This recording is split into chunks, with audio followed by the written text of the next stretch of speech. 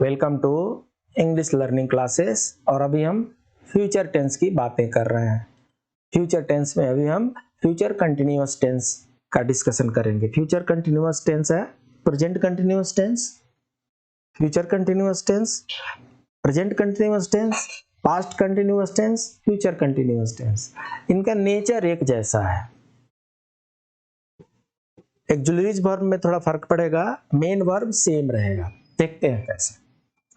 तो जैसा कि रहा, रही, रहे, ये अगर इसके साथ है लग रहा है, रहा है, रही है, रहे हैं, तो प्रेजेंट कंटिन्यूअस टेंस होगा। अगर रहा था, रही थी, रहे थे, पास्ट कंटिन्यूअस टेंस होगा। और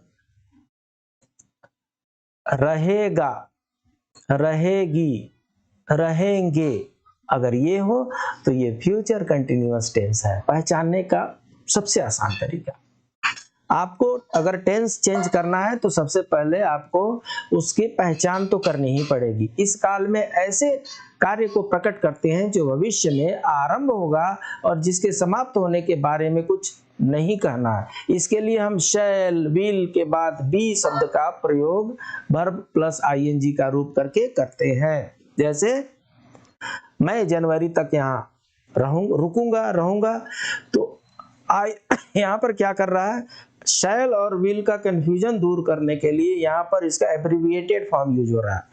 आई will be staying here till January, I will be staying here till January. So इसमें क्या हो रहा है, बी एक नया चीज है और विल और शैल एक नया चीज है।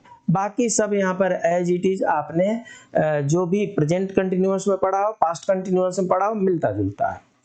मैं कल सुबह 6:30 बजे की बस से आगरा जा रहा हूँ। I will be going to Agra by the 6:30 AM बस नेक्स्ट मॉर्निंग। फॉर्मेशन क्या होगा, इसका स्ट्रक्चर क्या होगा, सबसे पहले सब्जेक्ट होंगे, उसके बाद शैल प्लस विल होगा, शैल और विल होगा, प्लस बी होगा, प्लस वर्ब का आईएनजी फॉर्म है, plus subject plus other words हो गए। वह आ रहा होगा, he will be coming। Saumya radio सुन रही होगी, Saumya will be listening to radio. तो यहां पर क्या होगा, विल बी और लिसनिंग हो रहा है, विल बी और वेटिंग हो रहा है, विल बी और कमिंग हो रहा है, विल बी और टेकिंग हो रहा है, विल बी एंड गोइंग हो रहा है।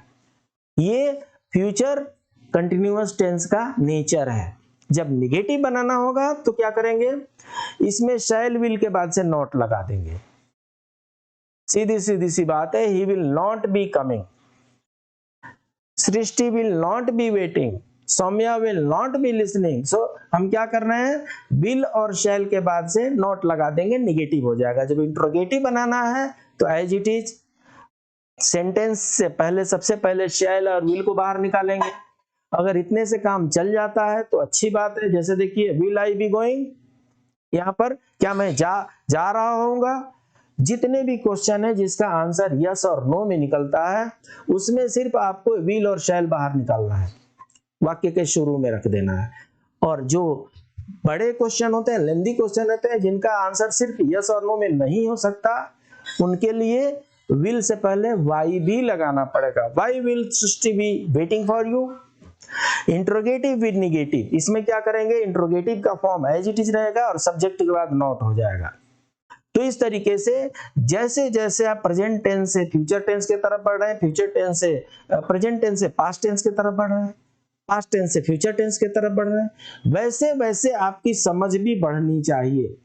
इसके बाद बहुत लंबे चौड़े एक्सप्लेनेशन की जरूरत ना पड़े तो अच्छा है, क्योंकि तब तक आपकी मैच्योरिटी धीरे धीरे बढ़ती जा रही है। फिर मिलते हैं नेक्स्ट क्लास में, तब तक के लिए प्लीज कीप ऑन रिवाइजिंग। जय श्री राम।